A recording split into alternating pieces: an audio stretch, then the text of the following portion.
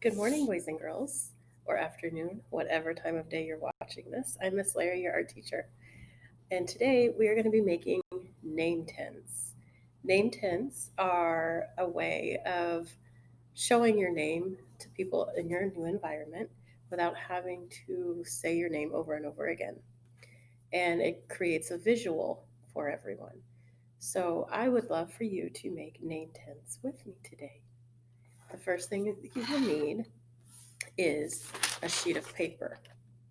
And we're going to fold it in thirds. You can probably see where I've folded just to give you a visual of what we're going to be doing. You're going to take the bottom and you're going to fold that right up a little above halfway. So I'm going to fold that, and I have matched my circles, if you can see that. And then I'm going to take the top and fold it all the way down.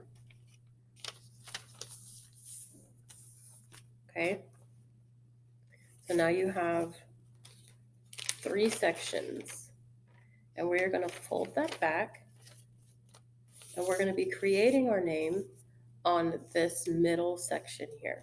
Okay, be sure to click the next video to see how we're going to design our name.